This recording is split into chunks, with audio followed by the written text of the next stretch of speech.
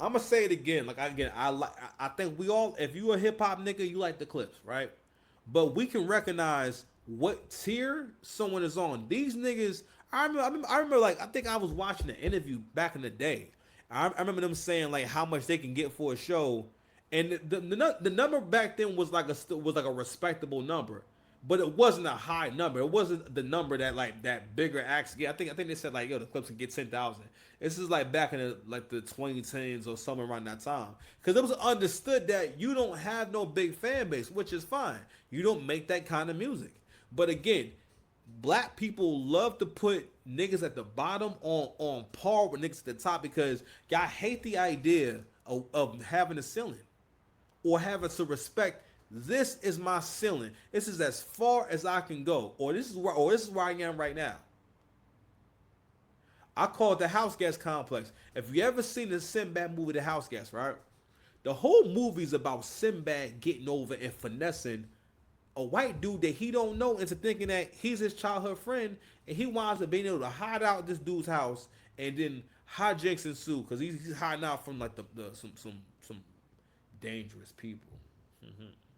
So he's hiding out from some dangerous people, and again that's what it's mostly about, right? Or trading places, which is basically about. Oh, I'm sorry. Black people like that kind of situation where one day you a bum and doing absolutely nothing, you become basically you're at the top of society. Because in Trading Places, Eddie Murphy was homeless, and then as a joke, as a basically a way to get at and punish this young guy, they made him trade places with this homeless dude. You feel me? And but for the most part, that's the kind of success that a lot of people in that bottom 49% be looking for. You know what I mean? A lot of people in the bottom 49% are way more likely to get caught up in crime and financial crime. I have become addicted to watching these body cams. Matter of fact, I might show you one right now. I really want to show one right now. So we can see what these Kendricks and Clipse fans look like. Well, not me talking for like mad long and shit. That's crazy. I don't know how long I was talking. In fact, I don't even know what I was even talking about. That's crazy. Shit. Well, okay. Hope I didn't miss any important parts. But I know. Oh, God damn, I was talking for a while. God dog. Well, just in case we missed the point that I was saying about. Oh yeah. Oh shit. Okay. All right. I was playing this for y'all. That's what I was playing for y'all. I was like, yo, what the hell was I doing this whole time? So I want to show you guys like the mindset. I want you guys to see the whole fallout of what happens when we have only feminine leadership and the kind of people that it produces. What I was saying was this young lady right here is used to using skullduggery and other forms of manipulation in order to either stall for time, to make someone want to avoid confrontation or avoid holding them accountable. You know what I mean? So she's basically been caught shoplifting, right? And the cop is here to confront her. All right, check it out. These yippity yappers had the audacity to bring their Not mother yippity bum steak yappers. into the store and shoplift Yo, she is grabbing the cop. for the third time. Not the third time. Come with me. Come with me. Where's the other woman you're with? Who? The other woman you're with. Nobody's with me. You by yourself? Yeah. You see like the whole body language. Check it out. Okay, come on. Come on, inside. There's one more inside. Alright, sit here. What'd you take? Did you put anything in your bag? No, what is they talking about? That lady was I'm walking her. asking you. I didn't put nothing in my bag. I've been sitting here waiting for roadside assistance because I lost Okay, my key so in if I my look in car. your bag, They're not there's looking nothing in in my there. bag. Nobody's touching my bag. Nobody's accusing me of nothing. That lady, you can ask her right there. She's been walking around seeing I didn't touch nothing, bro. Nobody's touching. Okay, well Nobody's listen. touching my bag. Listen. Can't nobody accuse me of touching Stop nothing. yelling. No, There's I'm not only one stopping side yelling. of the story, Okay, right? well, She's telling us. I believe this has to be a cop or security. Basically, the person who finna take her to jail. I want you guys to see these kind of videos because I want you guys to see like what's actually going on throughout the country, and I want you guys to see the mindset of broke people. When people are broke, people in that bottom 49%, like I was saying before, yo, these are the kind of people who are in this comment section, right? That's like that's going at me. because it's way of thinking. Because these people also feel as though people don't have a right to disagree. Well, I'm going to force my opinion on you, and I'm going to bully you and attack you. All right, to get my way. That post I just showed y'all I've never gotten so many fucking comments on any of my threads posts. I post on threads all the time. This is 124 comments, right, and 58 likes. Shout out to them, and got 4 reposts and 3 shares to people's inboxes, right. Like I said before, fam, this is literally the worst rollout. What kind of legends rely solely on capitalizing off of beef with people who are actually relevant and in demand, like Drake and Travis? Pharrell had to come out of retirement to help these guys. Pharrell is doing the entire album. Now, I'm not saying that Pharrell ain't been active at all. I mean, obviously, he's been doing some things, right? But Pharrell, for that whole thing is produced by him. And you know why it's produced by him? Because you niggas need the help. You don't actually know how to pick beats. You can't pick production. You can't pick records. Like, listen, I ain't heard this shit yet. I'm sure that I'm a Clipse fan. I think I'm gonna like it. But you can't. You were never fucking with Drake. Ever. People never play our records. Ever. It's like seriously, like really, like people like again before this shit right here. Who the fuck was saying, yo, the Clipse need to come back? Fam, last time the Clipse was out, people was not going crazy. It was more like, oh, cool, the Clipse was out. Actually, you know what's funny about the Clipse? The Clipse is one of the first groups that were more liked and more famous for their aesthetics. Because it was also really the aesthetics, you know what I'm saying? Like the whole like the bait gear, the ice cream gear, because like back then that was very exclusive. And you had to really, you had to have bread, you had to have access to them kind of pieces, you know what I mean? So them kind of making that their whole brand, it made them cool to like, because also they got mad love from the sneakerheads. I mean, because the sneakerheads saw their music as, all right, this is music that I can get fly to, which is kind of a weird concept now, but that's kind of that was their fan base as I knew them. It was more like it was cool to like them, right?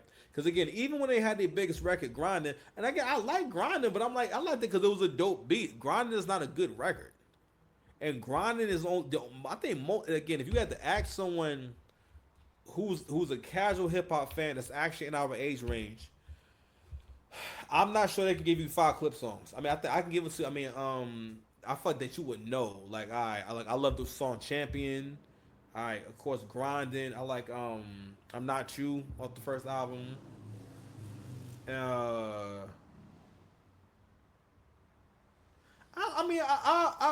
like Popular. All right, you can say Popular Demand would be a record there. I'm talking about records. All right, I think people might know Popular Demand and they might know I'm doing good. All right, but like a lot of people don't know those records, and even in this Tiny Desk performance, I'm like I was just playing a little bit just to kind of see like like what they was performing and whatnot.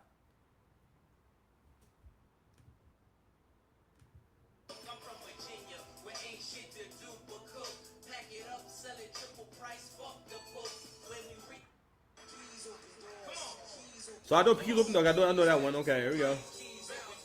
All right.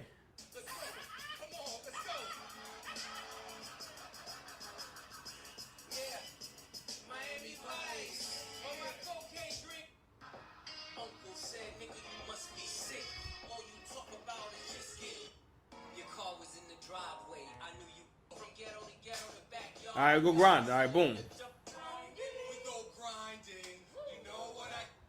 All right, so that's the one right there.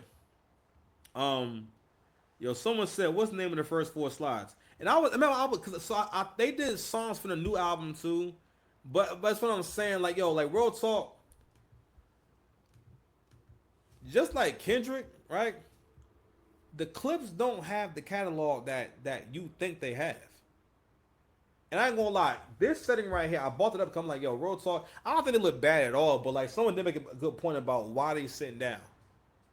Like you supposed to be, all right. So for the most part, that's another alley. How many people get the alley oop of doing the Tiny Desk? That's that's a big favor because now the Tiny Desk is used to promote people's albums, and that's an opportunity to show that I got some bangers on here, right? Because now the Tiny Desk has become the new Arsenio Hall, Letterman, Jimmy Fallon performance, right? Except there's no show; it's just your own private show, right? But I'm a Clipse fan, and the first 4 records I was playing, unless it was the records from from the new album, I don't know those songs. Now I heard Keys Open Doors, and I heard and Grinding. I know those two. Like you know what I mean. So even bigger than that, so a lot of people don't like. So the point I made was like, yo, if y'all was invested in Eclipse as a business, right? And you saw that this is their ticket sales. Ticket sales for the Clipse upcoming tour have been leaked with current figures showing an average of 18.27 tickets sold per market, ranging from 254 to 976 tickets. The tour starts in 3 weeks. Listen, bro. I bring this up because I got people attacking me. Well, for one, they making my page bigger, but people are coming at my neck on Threads right now for the comments I made.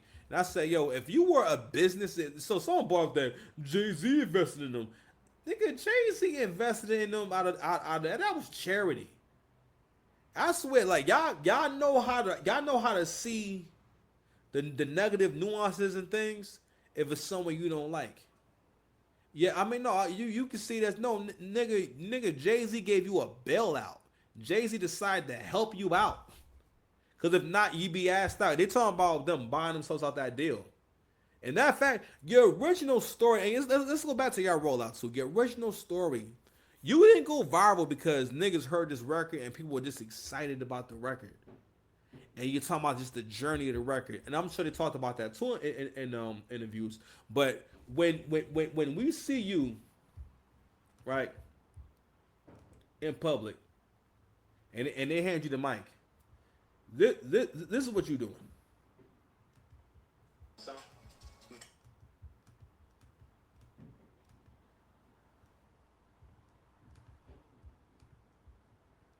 Which one is that? what happened to this? No. Do you like the Drake song? Which one is that? What happened to this? No. What's wrong with it? Just not for me. Do you like the Drake song? Which one? Shout out to Kevin Sauce. He says, nah, some of my friends haven't even spoken on their daughter or son this much. These motherfuckers are obsessed with Drake. I swear I hate these niggas more than a Nazi does at this point. Like bloody. Can you do nothing without being associated? Pathetic. So, even when, all right, just for the sake of appearances, right? Even if you don't like someone, or you're not into someone, or you've had an issue with someone, right? When it's a good thing PR wise to not speak ill on that person or make it seem as though there's an issue, or you have disdain for the person. People look at that behavior as, oh, he just talking to him. Basically, like he won the battle, so he got bragging rights. First of all, Story Added On is the worst diss track I ever heard. If that nigga was light skinned, he'd have put out Story Added On. First of all, the fact that it's a picture of Drake doing blackface as commentary on racial politics in a movie, and y'all saw that and said, oh, Drake's doing blackface to make fun of us. I remember back then thinking, that's how bad our comprehension is. This is really an issue in the black community. We have selective comprehension down to no comprehension, where we're not able to understand basic concepts, and that's why you're able to be controlled. That's why someone could tell y'all what to think. Going back to what old girl said earlier about the streamers, the first black woman that was talking about, is he chasing the youth or connecting with the youth? First and foremost, what are you talking about? Who and what are you comparing this to? And what chasing them where? That's the thing about black men becoming successful. No matter what you accomplish in life, it will always especially be a chocolate sister somewhere trying to shit on you and saying that nigga ain't all that or that nigga ain't shit. She said his curatorial skills. So basically, what she basically just trying to do is take someone who's had success that can't even be copied, and basically just said, all right, well, she tried to play into the whole PDF file angle, the culture vulture angle, all this the culture vulture. Kendrick Lamar that nigga had gang culture imagery at the Super Bowl performance. That wasn't to be woke. That was appropriation. Do he bang? When was this nigga ever banging? Because in our book, from what I understand, you can't talk about that or even be close to that if you're not a part of it. But y'all let this nigga who don't bang still appropriate gang culture. Because in hip hop, every nigga who appropriated gang culture was also in a gang, or at some point was banging at some point. And not only that, some of y'all think that seeing them niggas on stage to pop out changed that shit ain't changed shit. That's a concert. Niggas just wanted to be all in the video, all in the concert. You know what I'm saying? But anywho, redefining what success is. If y'all niggas think that the Clipse have had a successful career, you're fucking bugging. I think they've been successful for what they've done, for what, you know what I mean? But like, really? Really? So I also bought the Tiny Desk thing because on the same day that the Tiny Desk performance drops, right? Drake is doing Wireless. Now, all these things I read to you, you would think that Drake done fell off. It's over, right? For the last week, I told y'all before, your opponent will try to find ways to make you a more manageable and beatable opponent. I always bring up the metaphor of Baki with Kyle Dorian, right? And Kyle Dorian is able to hypnotize his opponent without them realizing it. And what goes on in their mind is that they wind up going against a version of him that they can actually defeat. And then at the very end, they find out, oh no, I was actually dreaming the whole time, and then he knocks their head off. So, Drake dropped What Did I Miss last week on, I think that was Friday night. No promo. I think he put this post up right here. I feel like either the day before or the day of. It takes millions to get a record played. You understand? Fucking millions. This shit is about to debut in the top 10 with no promotion. All right. This is the real world. Also, want to point one more thing out. The Clipse album is real hip hop. You see this shit? Right? And no diss to these white dudes right here, right?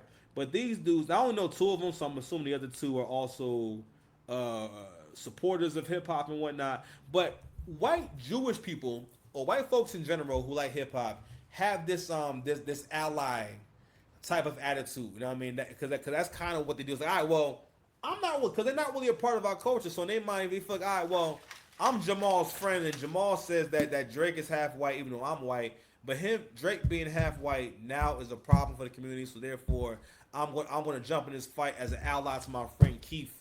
You know, and yeah, you know, culture vulture, or basically he's kind of like me. Because real talk, the fact that white folks dance not like us tells you that they really don't take y'all that serious, bro. Because the song's about them. You understand? You know how much someone, you know what I mean? But anywho, but these are the kind of people who are at those shows too. Where nothing wrong with that. And also, these are the kind of people who are going to be giving you the real hip hop argument, right?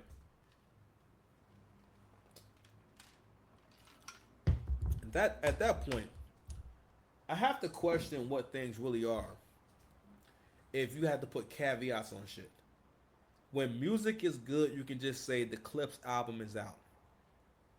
Because the real hip hop shit is supposed to be a call to make you feel guilty for not listening to this shit. You know what I'm saying? Or for not getting into it. Because really what it is also is that they see them as the lesser vessel. They see them as the little guy. They see them as someone who needs help. Let's psychologically, some people look at others as people who need help and support. So therefore, what it really is about, hey, let's support the guys who don't make good records or who don't make. Because listen, that gotta stop too. It's because you have good records don't mean that you can't rap. That's the really that thought probably came from a hater. And that hater influenced others to think that his reality was your reality. A lot of things that we believe just came from someone's hateful mind, and that's why you cannot be around certain people, can't talk to certain people. That's why I said earlier. I would show y'all the comment section of that post, but I had to protect my peace. I read them things all day long. I'm not gonna keep reading someone insulting me and all this type of shit just because I don't agree. And I told all of them those guys, listen, bro, you think like a woman. You understand? But let's also just tap in real quick to my bad. Let me go ahead and go to this clip right here. I brought this up before, but this is what I mean by the whole privilege shit right here, right? What I miss? No, What's wrong with it? it's not for me. The irony of asking a nigga who's never ever. First of all, when Drake put out "What Did I Miss," niggas forgot your album was coming out. This nigga picked the worst time possible. You know what I mean? But the point I was also making earlier was about PR wise, right? It will look better to show sportsmanship, all right, and show decorum. That's what people do, right? If teams go against other teams in sports and whatnot, sometimes people might do a little trash talking, but if someone you played against before comes up and whatnot, it's not going to just be this accepted thing that you just start acting real nasty and start saying some fly shit every time the name comes up. You know what I mean? Bro, that's corny. On top of that, again, but y'all prop this nigga up to feel like he can speak on Drake like that. Because in his mind, I'm sorry, he speaks as if he's on the same level or he's somehow in a different space. Nigga, in your mind. Okay, because again, niggas like this need context. I'm just saying, bro, if you need context, then bro, you ain't that fly. You know what I'm saying? It's like seeing an outfit. Don't get me wrong. Certain fashion is going to be liked more by the current generation, right? But a nice outfit is a nice outfit. If it looks nice, it looks nice. Right? If it's good, it's going to be good. You don't have if I gave you a burrito, the other day I made a high protein burrito. It wasn't high protein, and I gave it to my friend and whatnot. I didn't really do a bunch of explaining on how I made it and what flavors in it and how to imagine the spices. No, I just say yo, check it out. Let me know, bro. He was really impressed. He was like, yo, that was really good. You know what I mean? And yeah, and again, there was no conversation. If your product is good, it's good. If I ride around, if I get in a G-Wagon, brand new G-Wagon right now, no one has to explain the G-Wagon to me. It's a fucking G-Wagon. You understand? But stepping into the real world, I just want you guys again. So this is Drake at the Wireless Festival, right? So we actually I actually want to start with just shout to Giveon. This is Giveon.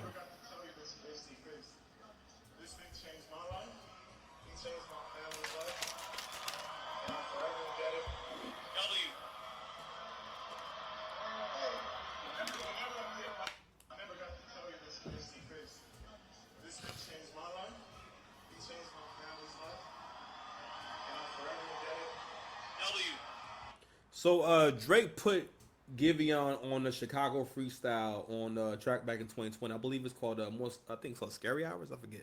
Very very dope track. It was the beginning of his caffeine deal, his caffeine run.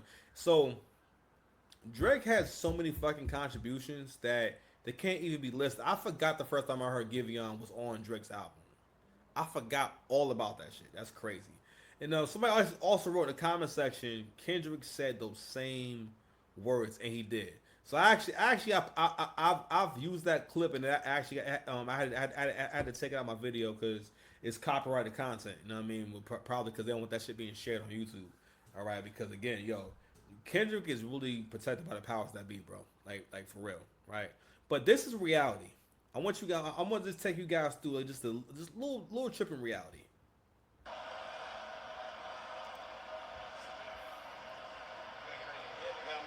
This is the crowd saying one more song.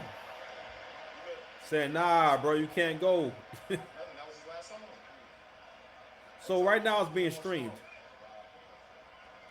And you know who's being streamed by? Now I don't know exactly, but it's being streamed by probably one of the top streamers in the fucking nation. The nigga's a war general. For you to find a way to hate on the fact that Drake has been smart enough to make friendships and relationships with the people who are going to lead us into the new era of media, and continuing, like the young lady said, to keep his finger on the pulse. This is what success is, bro. After a while, the more successful you are, the more you're gonna stop getting pats. You're not getting no pats on the back. No one understands you. If anything, they're more interested in seeing you take a L, bro. This is Drake closing out the night, singing "I Will Always Love You" by Whitney Houston while hovering over the crowd on a floating UFO. Been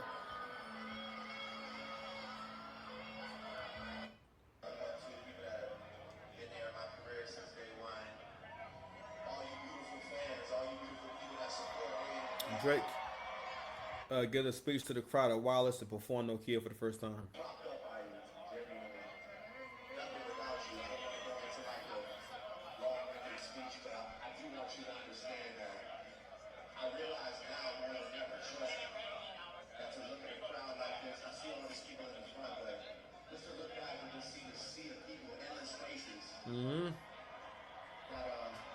that take the time in their life, you know, to work their ass off at their job, whatever it is you do, and buy a ticket to come see us do this shit, man. It means the world all the way out there, everybody in the middle section, everybody on my left side, on my right side. So, I got y'all, chat. I want to do one more shot with the crowd. I'm like, just bring me one more shot. I'm saying, I don't get that much like this all the time. I want to enjoy it. Just bring me one more shot. I think I got something that'll turn the party. W chat, I got y'all on the shit show. You know that. This is my show, though. I told y'all I got y'all. Fair use. I can't do it without a shot. I mean, the song doesn't work without a track. Somebody's gonna be. You want me to start? So maybe the song will set it off. Go ahead. Play the song first, and then somebody brings you a shot. Go ahead. Alright, so now you're doing Nokia, I mean. Alright. Because I do get a lot of love. I've gotten a lot of love across the world. So I want to play this clip right here, 'cause I want you guys to understand the real world and how big the world is. And as an artist growing up, right, one of the things that kept me from ever doing better and progressing further with my music was that I was too caught up in. I was creating music with people's reactions in mind, which wasn't the worst thing, but the most important thing was getting out of my mind and having a schedule and a regimen and just doing my thing on a regular basis and being consistent. And because what that does is, again, like, you're, for one, you're not really actually focused. You're more so creating distractions for yourself. You know what I'm saying? It's gracious. You're more so creating distractions for yourself, and it's really important to live in actual reality. If you listen to Twitter, these comment sections and stuff like that, you don't have you misunderstand what it means to be global, bro. What it means to be on the top of the world, right? And so what Drake is saying, that the people in the UK show him the most love out of all the audiences in the world. Y'all niggas gotta realize that Drake don't ever gotta come to America and perform again, and he'll make the same money. A lot of niggas can't say that 15 years after they first single drops. Success is lonely, bro. Especially for you men out there. Real talk, in this era, you better stop thinking that you finna get you a wife. And you finna have this ride or die or some shit like that. You understand? Your girlfriend is your purpose. Your girlfriend, your wife is your faith. All right, you in a relationship with yourself first. You understand? Get that shit together. I want you guys to hear Somebody Loves Me and how that shit was going off, man. Damn, where is it? That's cool. Fuck it. So one of the biggest highlights of the show was that Lauren Hill. Lauren Hill don't come to her own shows.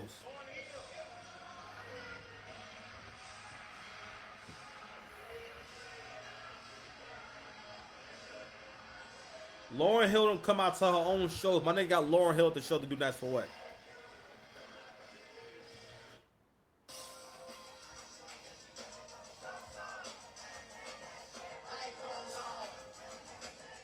Fire, my nigga. Motherfucking Lauren Hill, nigga. This is real life. Alright, so Drake and Park performed Somebody Loves Me for the first time in the UK.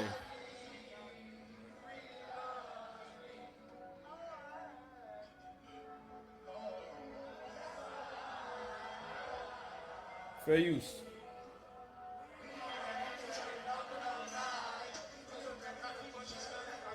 Uh-huh. All right, man. That's enough, man. Listen, man. Listen. Who are these niggas? I cried laughing. Yeah, you know what I'm saying? like, we need to stay away from these niggas. Yo, man, you don't be letting these haters and these losers separate you from reality, bro. Stay focused, man. Love yourself, man. Get up and get out of them relationships. Like, subscribe to the channel, man. Love y'all. Peace.